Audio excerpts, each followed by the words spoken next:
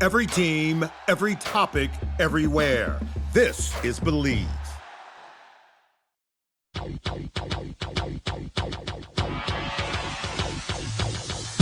Welcome to the Odds Breakers, number one place for shared, sharp betting information. Welcome back to podcast 31 of 2026. I'm your host, Kiev O'Neill. You can follow me on X at OBKiev. Follow us at the Odds Breakers. Follow us on social media / the Odds Breakers. This episode is being brought to you by FanDuel Sports, a proud partner with March Madness. If you like to support the Odds Breakers and benefit from our premium plays, please visit theoddsbreakers.com, click shop, and become a member. Pick any of our winning cappers to get the premium plays before the line moves. You can also support us on patreon.com. If nothing else, please visit the Odds Breakers and become a free Picks and Telegram subscriber. We have a great show for you today because Will Hill is back to break down the Final Four. We're also going to talk some NFL, little Masters, anything else that's popular right now in sports betting. There is certainly a lot going on right now. Baseball is rolling. I'm on a hell of a start myself. Went 1-1 yesterday finally, and actually plus money on the one I won. So luckily, we were positive for this day as well as pretty much every day that we bet the MLB so far. So I'm very happy with our MLB here at the Odds Breakers. My MLB package is available. Only $200. This covers the whole season. We have a lot more plays through September. Obviously, September slows down a little bit for football, but September is definitely a much more of a variant month as rosters expand and teams' motivation changes. But either way, we are rolling through the summer. We got horse racing coming up, the Triple Crown. We already talked to Marco last week a little bit about that, which was fun. His horse actually, I think, took second or third, which improved his odds to win the Kentucky Derby, which I thought was cool. So if you didn't get on Chief Wallaby right now, I'm looking at a book that's 12-1 for him to win the Kentucky Derby. So I find that a little bit interesting as well. We have a Final Four, and before Will comes on, I want to break down what I'm doing. I think I'm going to disagree. I listen to Will a lot on VSiN and his show, Should Have Bet More podcast, and others, and I think he's going to be a little bit against me, but that's cool.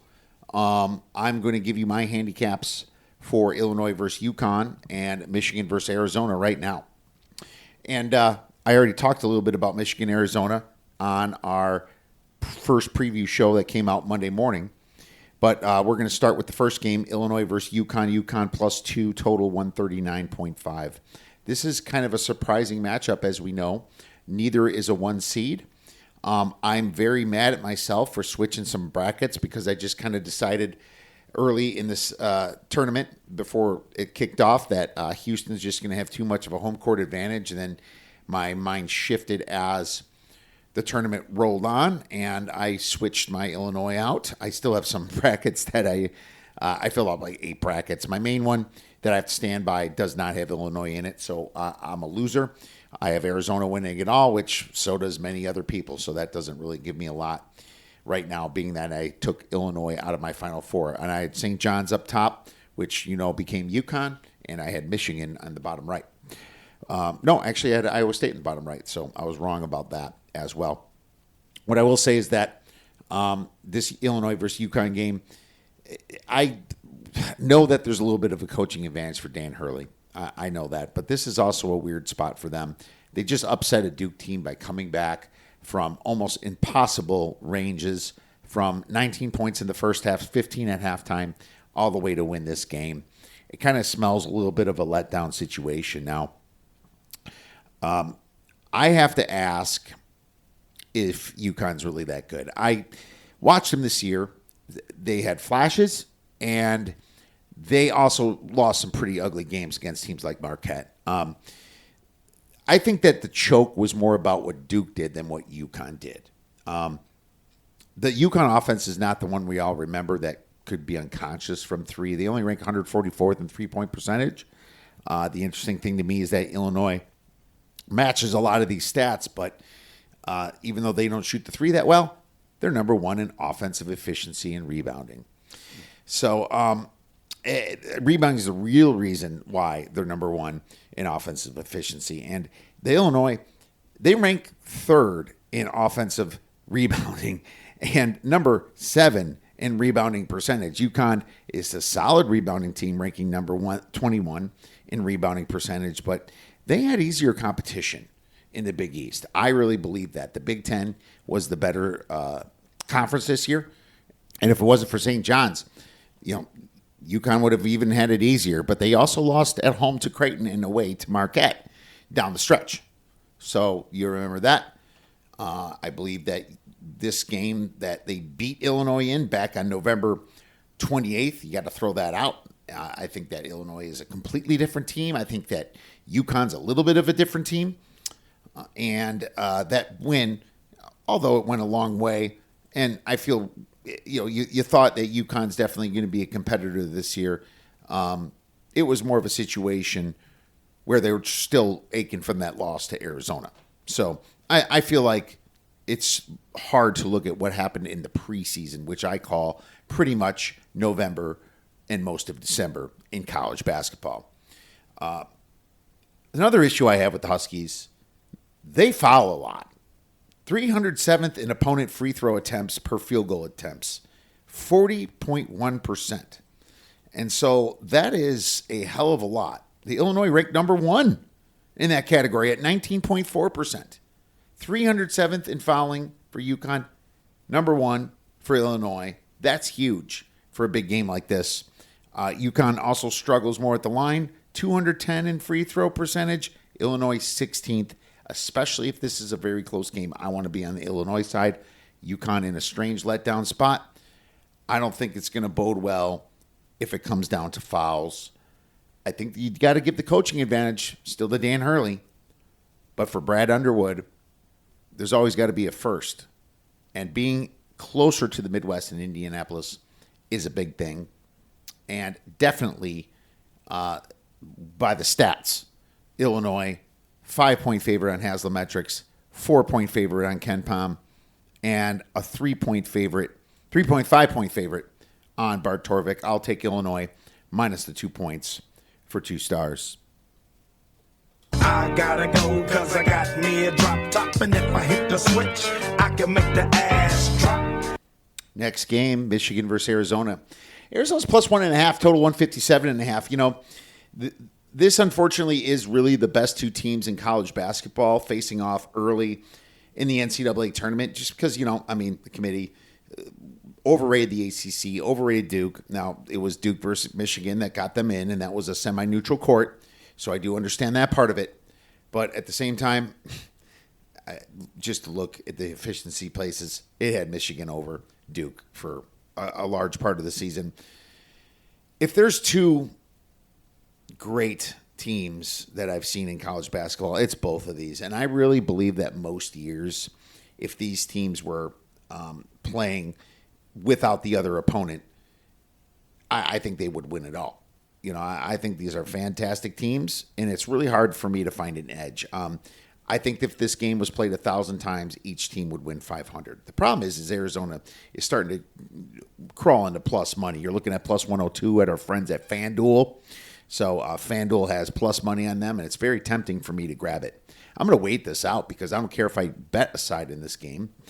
I really believe that Michigan could have a little bit of a home court advantage being in Indianapolis at Lucas Oil Stadium. But last time Michigan played there, they needed a buzzer beater to beat Wisconsin to not go into overtime, and they lost to Purdue pretty bad. So, maybe it's not a good court for them to play. You got to think about that as well.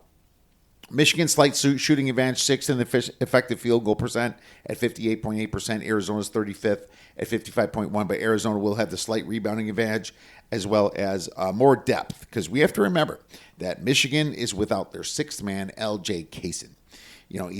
They've been without him for over a month now. They should be used to it, but still, fouls come happening at the end of the game.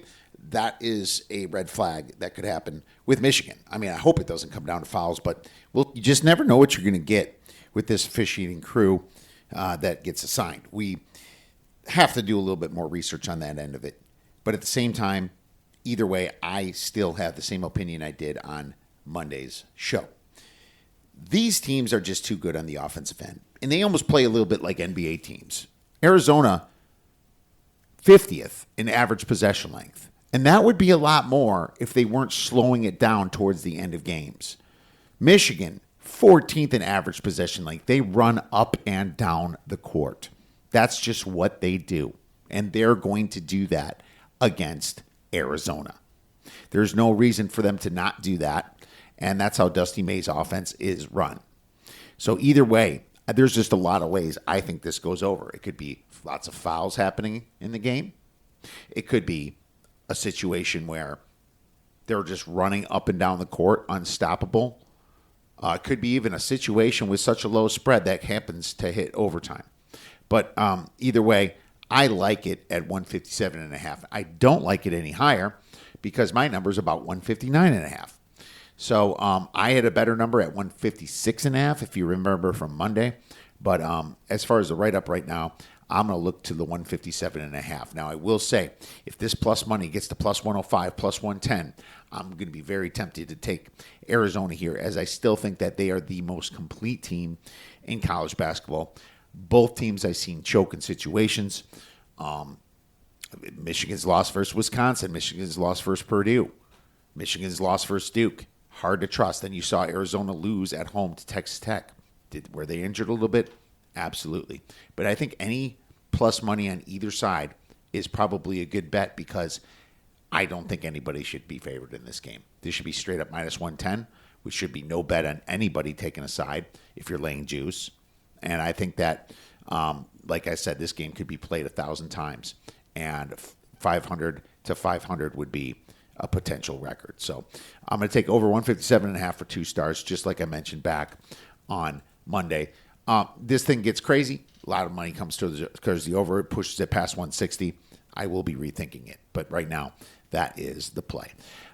We'll see what Will Hill thinks, and we'll also talk some other sports with Will Hill, like some NFL, as well as some Masters. So without further ado, Will Hill from VSiN and the Shoulda Bet More podcast. Want to be a professional handicapper? Check out theoddsbreakers.com, where we now have live odds and pick tracking.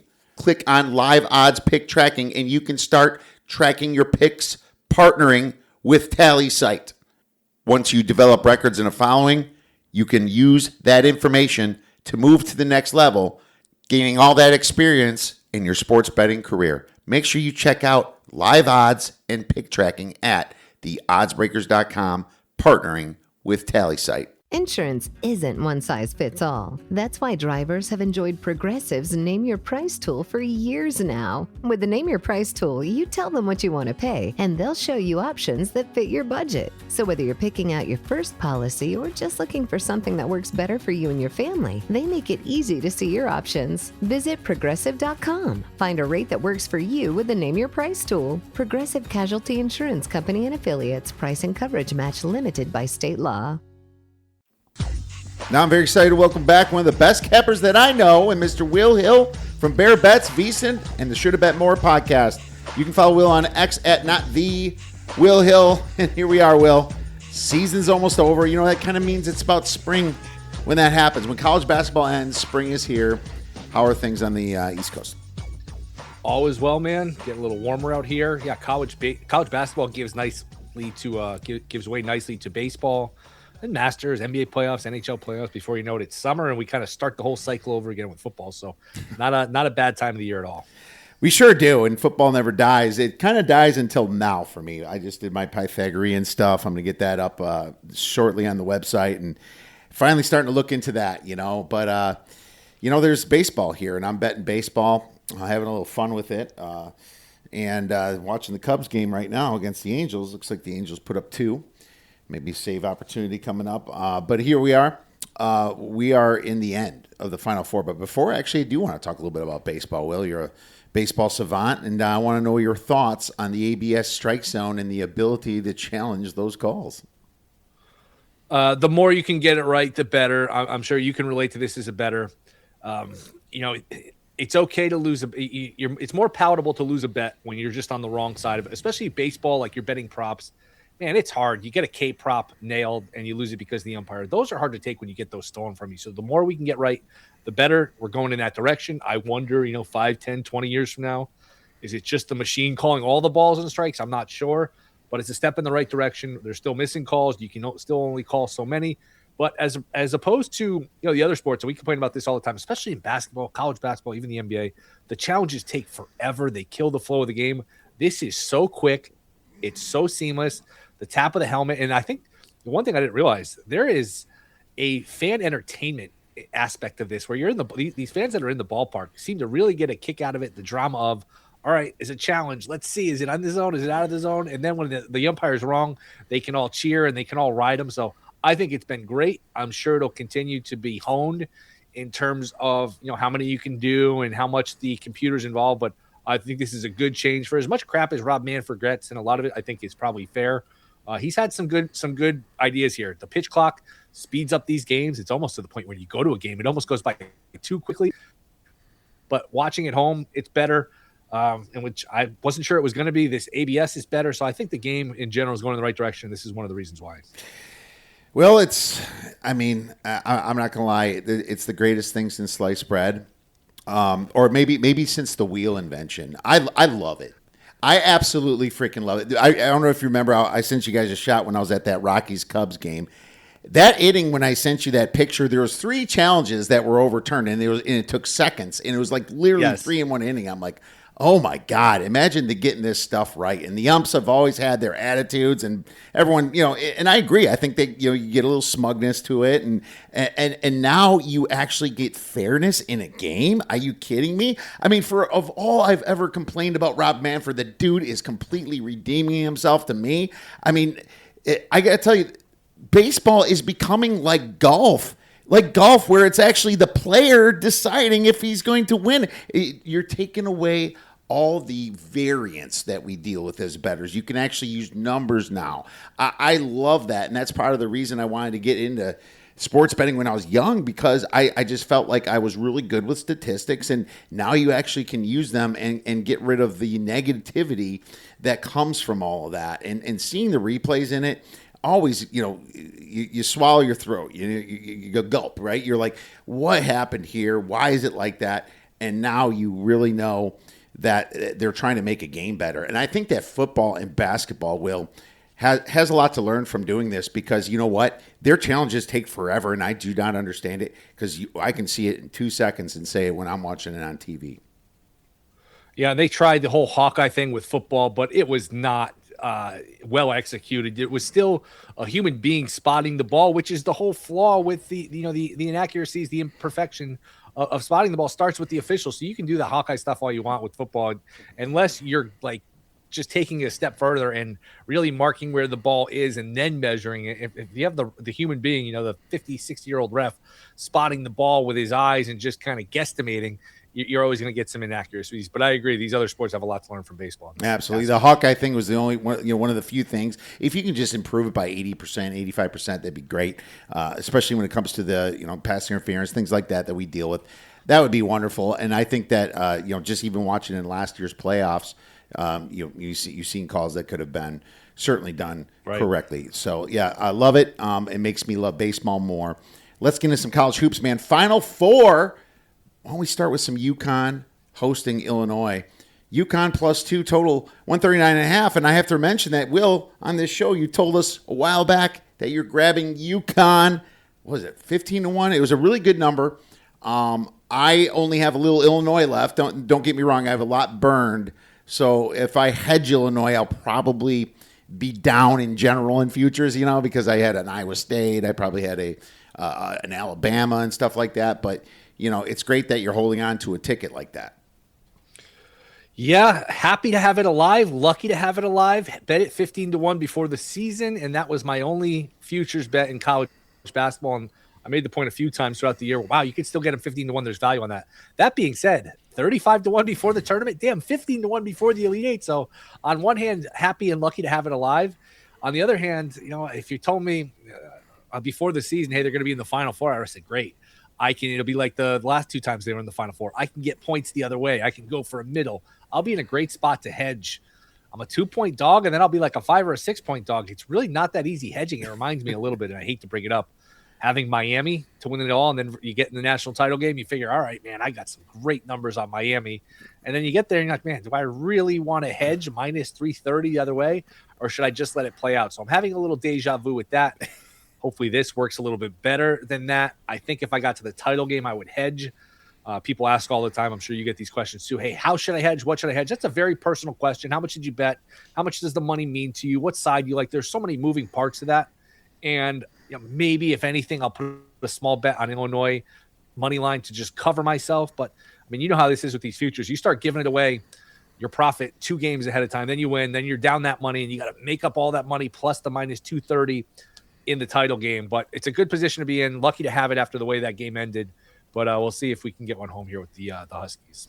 Absolutely, man. Yeah, I feel you, because like a lot of times you make multiple futures bets. I'm so glad you only had one. It's not like for me. You hope that like Illinois is playing Iowa State, because I have both. Hope it's Alabama. You hope, and this is way back. Before the season, the regular season, I should say, the conference season should start in January. It's like. And then you're stuck with one ticket and say, yes, I can hedge. I can lay minus 250 on Michigan, or lay minus 250 on Arizona, and then I can get my money back. Well, if I get my money back and I'm laying money on the other side, I'm probably a loser when it comes to my total bets. I'm glad I did hit some in the Final Four at 4-1, so I always bet a little Final Four as well. So that worked out a little bit, but. I'm going to have if Illinois wins, I'm definitely going to have a decision on my hands. And that's what makes it personal. You don't know how many bets someone made. If they made one bet, yeah, maybe hedge it. But that's completely up to that person and the bet size and how much the money completely means to them. What about the game, man? Do you think UConn wins it? I see the advantages for Illinois. I get it. I kind of dismissed the game on Black Friday back in November just because both teams were banged up. Wagler wasn't really a factor yet for Illinois. These are different versions of that team, but I see the advantages for Illinois. They've been really good. I think I saw the stat since December 1st. They only have one loss that was not in overtime, and that was to Michigan. Everything else has been to tournament teams, all in overtime games. This is a really good, legitimate Illinois team. They don't turn the ball over. They've got size. They can switch. They got a lot of things that check boxes. And maybe this is an overly simplistic handicap here. It just feels a little bit like going against the Chiefs in basketball at this point with Hurley and UConn. Do you really want to take your wallet out and say, you know what I'm going to do? I'm going to bet my money against Danny Hurley in the tournament. Plus, I'm going to lay a couple of points on top of it. To me, when in doubt, go with Hurley. You're getting a couple points. I thought this would be closer to a pick 'em. I know the UConn road hasn't been here. The UConn road here hasn't been clean, hasn't been pretty. Didn't cover against Furman. UCLA was shorthanded. Should have lost to Duke. Michigan State, they blew a big lead. So it's not like they've been dominating these teams. It's not the team of 3 or 4 years ago, or 2 or 3 years ago when they went back-to-back and they were destroying everybody. But I'm just in the when in doubt, give me Hurley camp. And I like UConn in the game. And to be honest with you, like I always say, if you just bet coaches, you're probably a winning better. I can't disagree with that. I do like Illinois, but I don't like them anything under 2. I think you need 2 because 2.5, you get to Foul City with 3 points. You know what happens. You don't want to do that. You want to lay 2 or less or money line. Yeah, I mean, I could definitely lose this one. I know that Illinois does have an advantage.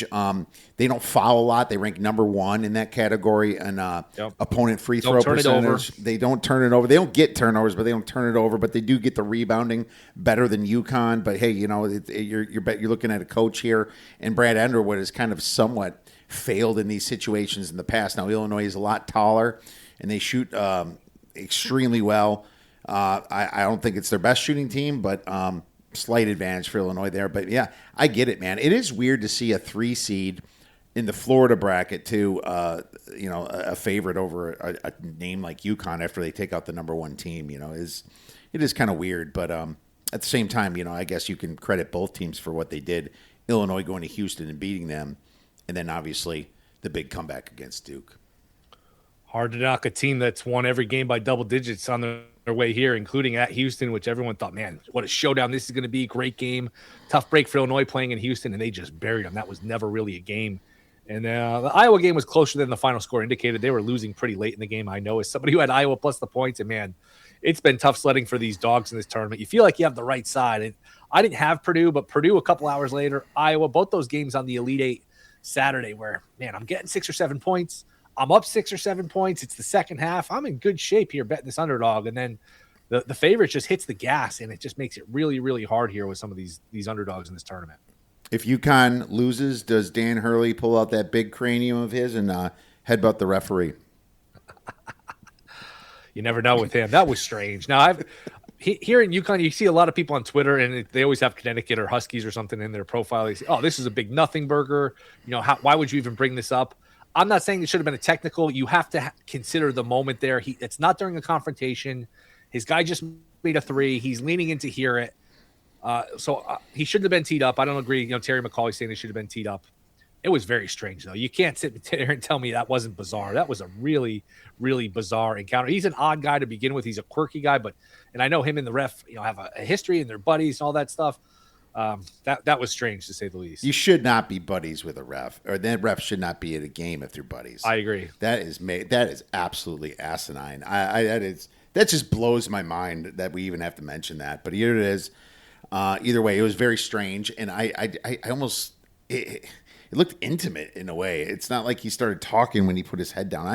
I just did not understand it whatsoever, my friend. We're going to be talking about that one for a while. But Michigan versus Arizona. Arizona plus 1.5, total 157.5. And, well, I'll just tell you my handicap right now. If they played 1,000 times, one would win 500. So I honestly, I don't have a side in this. I think that if you get plus money on one side, like it's kind of inching towards, maybe that's a good play. I don't know.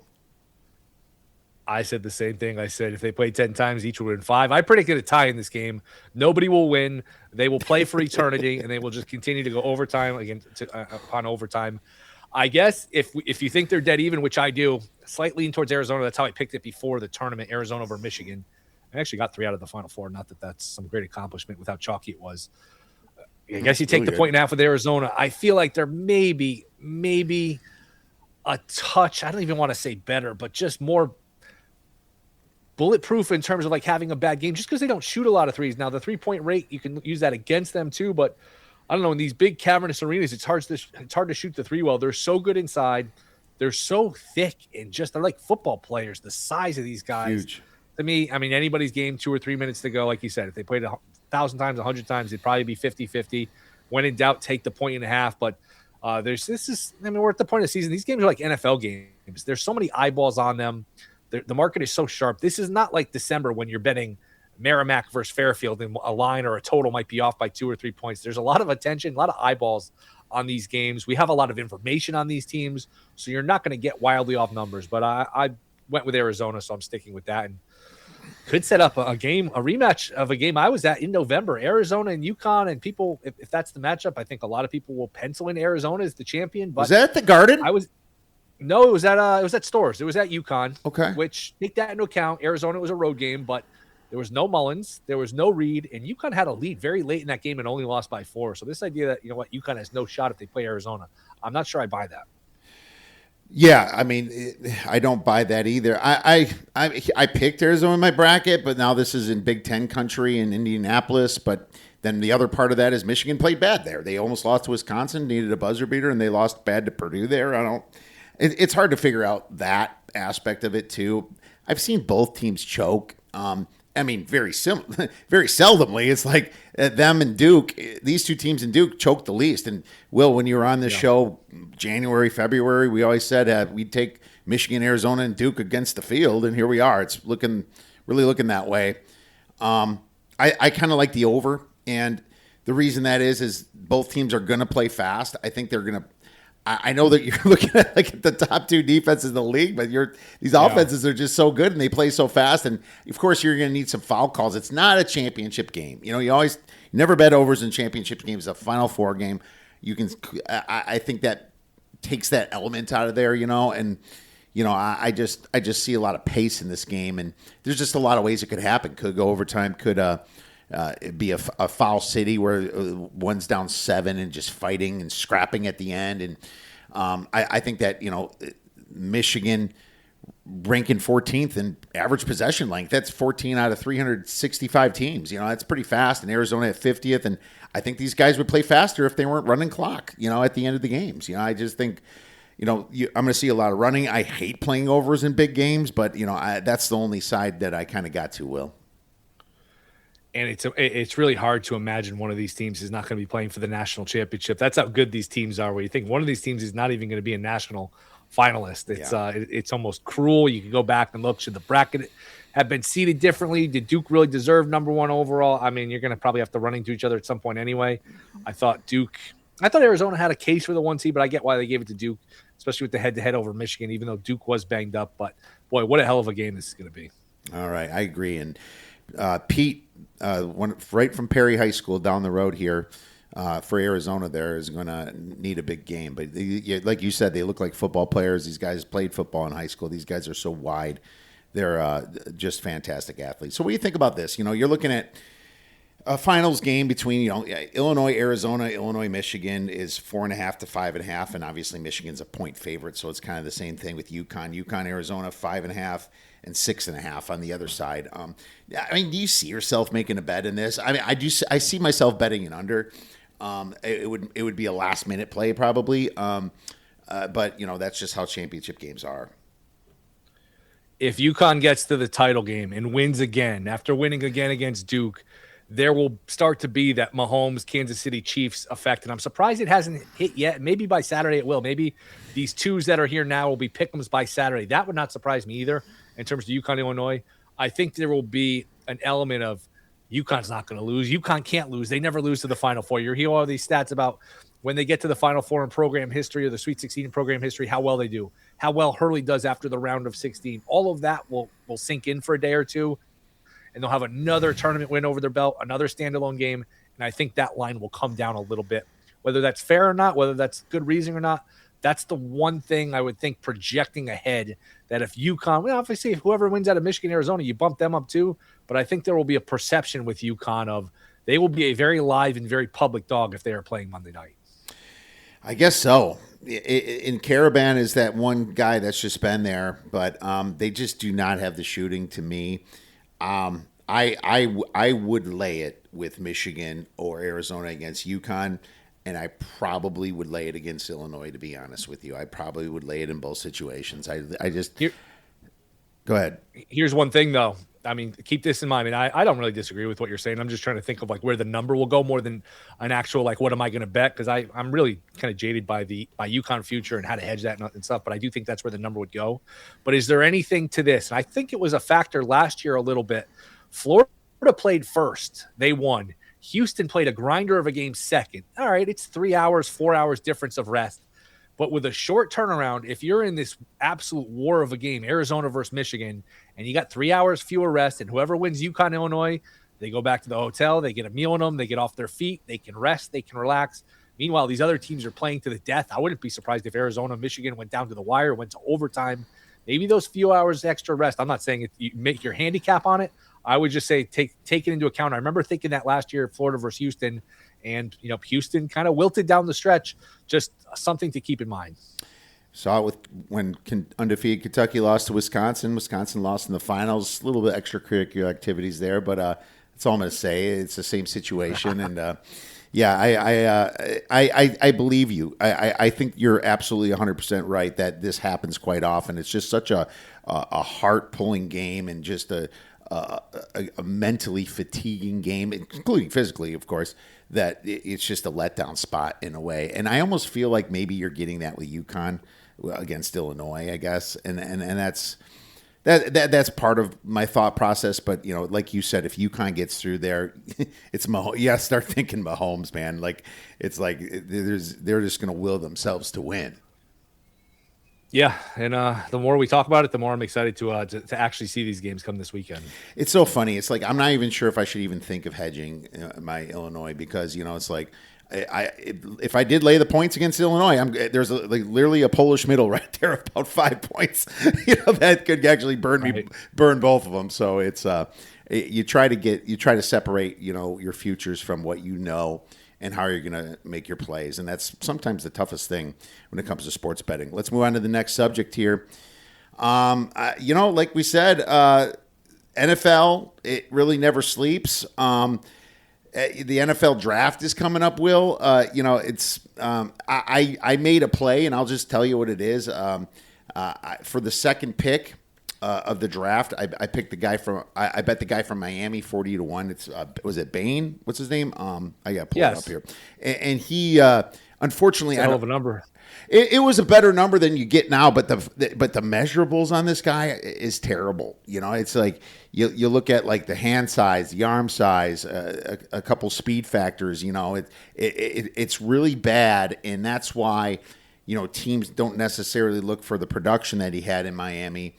They might look at obviously what he did at the combine, measurables, what he opted out of, and things like that, and that's why he's not the favorite for number 2 pick in the NFL draft. But is it? Do you have anything in the draft? Anything to say? Is Mendoza for sure number 1 pick? Oh yeah, I would be shocked. I would lay whatever on Mendoza. This is dangerous. I know the odds are ridiculous, even if it's offered. And I'm not saying overbet your bankroll. I'm just saying if let's just say you bet $100 a game. If you put $100 on Mendoza to win whatever, you win back. If you get rewards points based on the dollar amount wagered, that might be worth it. Other than that, it's obviously probably not worth it. But barring him getting kidnapped or something tragic happening, seems like he's going to be the first pick. I'm with you. I like Bain. I bet Bain. I think at like 10-1. That's the only bet I made. Very very small bet, just because he's just so good. And who knows? It's the Jets. Do the measurables matter? Yeah, they matter. But, we watched this guy dominate in the college football playoff and almost lead his team to the title. I just thought that number was a little bit long. I thought it was more of a coin flip between him and the other 2 pass rushers. And, again, it's the Jets. Who the hell knows what they're going to do? And wouldn't there be a little bit of poetic justice? All these years later, the Jets famously passed on the Miami interior defensive lineman in Warren Sapp, and they got booed because they took Kyle Brady. And all these years later, 3 decades later or whatever, they end up taking the Miami defensive lineman with Bain. So small bet. I will say the draft, I've almost forgotten about it. There is very little buzz. I don't know if it's because the tournament, I think it's more like there's not a lot of quarterbacks involved. We know who's going first. There's not a lot of debate, a lot of controversy. The average fan, unless you're a Jets fan, unless you're betting this stuff, the average fan does not care, whether it's who's it, Arnett or Bain. They don't care about which defensive lineman goes second. That falls on deaf ears for a lot of fans. So I just think maybe the lack of quarterbacks is the reason. There just seems to be a real lack of juice in this draft. God, there does. Absolutely. You had Travis Hunter, the 2-way player last year. You had Deion Sanders' kid. There's buzz because of that, even though not necessarily the best prospect right there. And we didn't have the best quarterback last year. I almost felt like we were like, wait till this year, we're going to get quarterbacks. And I don't know, man. No. Yeah, we really didn't, and now you have to wonder if any of these quarterbacks are going to turn out. I do get a little nervous about Mendoza. Could that just be, Signetti just being a genius coach? Maybe he just kind of turns into normal. After that happens all the time. When it comes to the draft, and especially playing with a bunch of other NFL guys, you got other NFL talent around you. Not that they had a lot of 5 stars, but you get the idea where it's just, is it really he's that great, or is it, it's the chicken and the egg?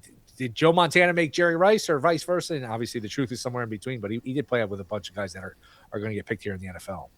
Absolutely. And Dante Moore, is returning to Oregon, right? So that's another big hit to the draft, I think, this year. And sure, it would have made it more interesting. But it makes me like Oregon definitely a little bit more coming into college football. What's the best way to prepare and try to get ahead of this stuff? Is it following beat writers, doing preparation? What do you think? All of that works. The thing that's made me successful when I've had successful years is just having a lot of books and just being aware when a scoop comes and just line shopping, because some books inevitably will be slower to move. And we're like, all right, I remember a couple years ago where it was Jaden Daniels had a visit with Washington, and it got pretty cemented. It seemed pretty cemented that he was going to be the second pick. And then, if you have 7 or 8 books and a couple of them go to minus 500, there's pretty good odds. A couple of them are still going to lag behind and be minus 180, minus 200. So it's more just having a lot of books and catching the numbers that are slow and stale to move. Absolutely. Well, our second pick is, it's cool that we both made it. I didn't even know that. We're going against David Bailey, who had great measurables, and Arvell Reese. So we'll see. We'll see even if the pick could be traded too. We say to trade down. Sure. I've said to trade down for the Jets, and Although I don't see a lot of appetite for people to move up in this draft and pick second. You never know. It's the draft. Crazy things happen. We wouldn't have thought last year. At least I wouldn't have. The Hunter trade happened, and that really kind of threw the draft for a curveball. But I just don't know. Everything it takes with like the draft chart and everything to move up to get the second pick, I'm not sure that there's the appetite this year to do so. Agreed. Well, we'll get more into the draft as time moves on. How about the NFL in general? Did you make any plays, early futures? I know they have to hold on to our money for a while, but sometimes that's how it is when you have to find value. Jets, I think, are going to be pretty bad. What's their number? 5.5. I mean, I know that's low. I know there's probably some turnover aggression coming. They didn't get any interceptions last year, which is still just like the most amazing stat of all time, that you could play 17 games and not get an interception. For all those people that think this week this is due or this week that's due, nothing's ever due. It's the due is a dangerous word in betting. But Jets 5.5 seems a touch high. I think Cleveland was 6.5. That one seems a little high. And I'm usually not optimistic on my Minnesota Vikings because throughout my life, they give me very little reason to be optimistic. I actually think Minnesota with Murray, I know he's small. He's got to stay healthy, all of those things. He's got a lot of talent around him where he doesn't have to carry the team. The team can carry him. If he gets banged up, you got McCarthy, who was actually okay at the end of the year last year. I think Minnesota played well at the end of the season last year. And they kept Flores as a defensive coordinator here. I think Minnesota can bounce back with a double-digit win season. I like the Vikings over.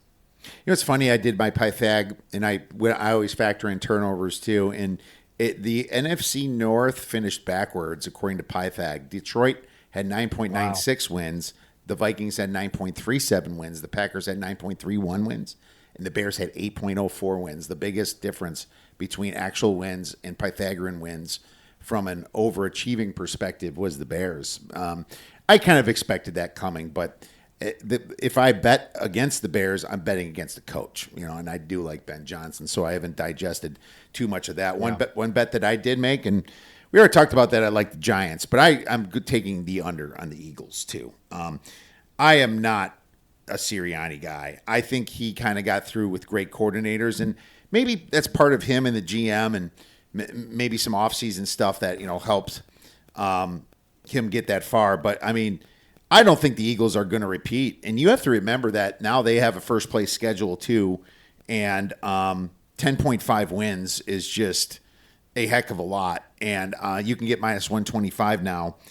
Still, if you shop around on Eagles under 10.5 wins, it looks like the Eagles are going to have some offensive line woes. Some guys retiring, some guys moving on. A.J. Brown pissed off. He's going.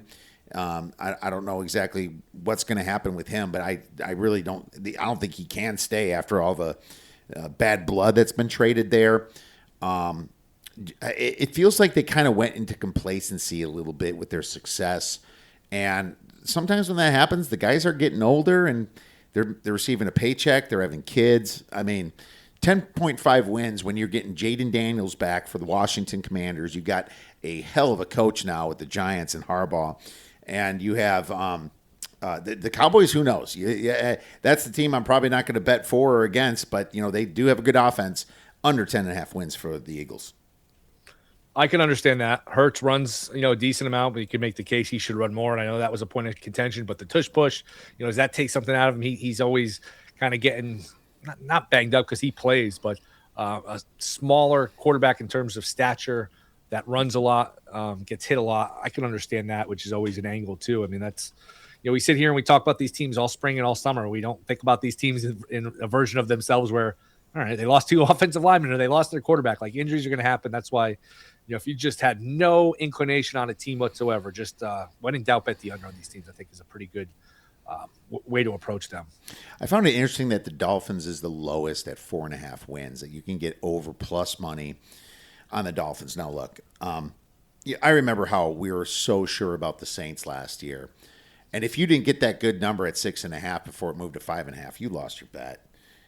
Four wins is so small, and it's not like the Dolphins aren't playing other bad teams. There's the Browns, I mean, there's the Jets. They're playing twice. I mean, there's just a lot of ways. Even without that quarterback Tua, I don't know what they're going to do there. But there's just a lot of ways a good offensive mind like McDaniels can figure out. So I'm looking at that one a little bit too. So I wanted to mention that. I don't think McDaniel's going to help them too much this year because I think he's the offensive coordinator for the Chargers. But we are all in college basketball mode. My bad. So it happens. I did that to you last time, so You did. I thought I'd give you that. And 2 is on the Falcons, but we all have a lot of sports we're keeping track of. So I was going through this with baseball the other day where I can't believe I totally forgot this guy was on that team. So when you're catching up, you're trying to keep up with all these sports, things will fall between the cracks for sure. Absolutely. You know, it's so funny that I'm just looking down the board and trying to make Jeff Hafley, duh. Jeff Hafley's the coach from the Packers. Yes. Well, you know, I mean, it just depends what you think about that. He does have a honeymoon season, but yeah, 4.5 it's still quite low for me. And yes, certainly still basketball season over here at the Odds Breakers. We will be moving on though to other sports as well, and we got Masters coming up. I did make a bet on the Masters, Will. I want to see what if you like anything for the big, well, obviously for Augusta next week. Yeah. It's the biggest. A lot of people call it the biggest tournament. I think it's the biggest tournament because it kind of kicks everything off and the first major. What do you think about the Masters? Anybody that you like? Golf certainly not my strength, not something I originate, but it's the Masters. I'll have something. I had Mitch Moss on my podcast, should have been more a couple weeks ago, and I'll relay what he said because I thought it was a good angle. Keep an eye on some of the live guys, those guys that are dominating on that tour, because that tournament is, let's be honest, it's out of sight, out of mind. You forget about those guys. So I would say if you're looking at the board here, just keep in mind those live guys, their performance recently, and don't overlook them just because you're probably not keeping up with them on the PGA Tour where they aren't anymore. 100%. I think the live guys are feeling a little disrespected too. So I could see one of them making a charge here. And I'm not a sharp golf bettor at all. I'm just doing this personally. But I grabbed Colin Morikawa at 30-1 this morning, 31-1 actually, and check our friends at FanDuel for those numbers. He actually has the best strokes gained approach to green, and I feel like these greens are so hard. If he can just get it close to the pin and win in the putting because of that approach, maybe he's got a shot there. I know a lot of people like strokes gained tee to green, but when it comes to the Masters, how good these greens are, the closer the better. So, and this is just a very, I would just say, non-sharp public take on it, but I feel like he's kind of in his prime, and I don't like the way Scheffler's been playing lately. I think he's kind of in dad mode himself a little bit, and maybe some of those, some of the success, and obviously some of just being a parent has taken a little bit off his sharpness. Yep, I definitely think there is a little bit of a human element to that. Well, I was looking at the other tournament, the Crown tournament, and I got to tell you, I have no plays, man. It's been like a month since these guys played. I have no idea what to expect and who cares about what with this. It's really hurt the NIT too, because remember, I used to really like the NIT, and I can remember years ago the NIT used to have a little more gravitas where it meant something to win the NIT or to go deep in the NIT. It was a springboard for the next season. It was not as, I don't know, just it seems more irrelevant now, and especially now that the best teams don't go. I have a few plays. I had to write something for Fox Sports, so I got into it a little bit just in terms of looking for different handicapping angles. So I'll just go over a couple of them. I laid it with Oklahoma at 9. I think that might have ticked up a half a point or a point. Okay. Colorado has none of their guys. Colorado's 3 of their 4 top scorers are not playing. They're in the portal. Oklahoma has their whole team intact. Oklahoma was really surging towards the end of the season. Granted, like you said, it's almost a month ago, but they won 6 out of 7 to end the year. They lost a heartbreaker to Arkansas in the conference tournament. They really came close to getting in the NCAA tournament, but they beat Missouri. They beat Texas. They beat Texas A&M by 20. So I like Oklahoma. I know it's a big number and it's sort of an exhibition type of format. That's a lot of points to lay, but I did lay it with Oklahoma. I laid it with Creighton, laying 4 here with McDermott. I think they'll be motivated because he's retiring after the tournament, after the season. I think they'll be motivated to send him out on a good note here.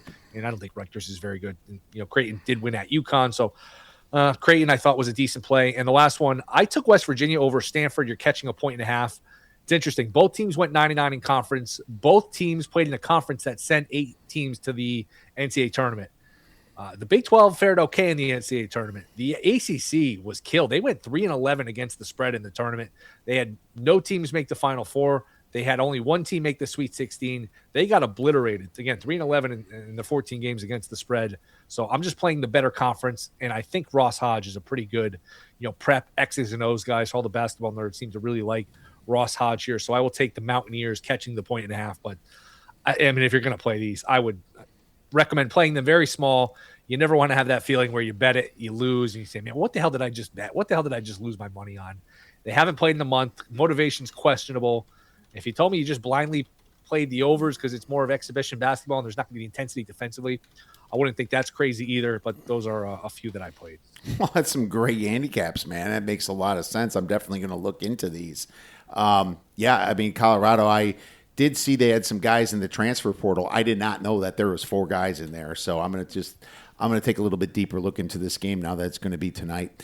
But if you guys haven't already, make sure you guys take a deep look into Will Hill, one of the best cappers that I know. Will, could you tell our audience where they can get your great information? At Not the Will Hill on Twitter, Fox Sports, where I do some write-ups. VSiN, I'm on a few times a week, including Wednesday, 7 to 11 Eastern. I'm on pretty much all weekend, so I'm around, Kev. You can find me. Appreciate you having me on. Absolutely. Make sure you guys check out Will Hill from VSiN and the Shoulda Bet More podcast. All right, my friends, to recap, we are taking Illinois minus the 2 points, and we're also going to be taking the over 157.5. I believe we gave it out at 156.5 on Monday for Michigan. Thank you so much for listening to this podcast. I'm hoping to be back on Sunday night, Monday morning to give a quick take on my thoughts on the final game in the NCAA tournament. Have a wonderful rest of your week, and go get some winners.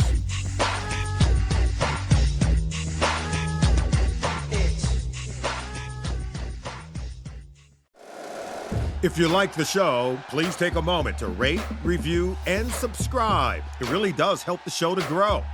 Thank you for listening.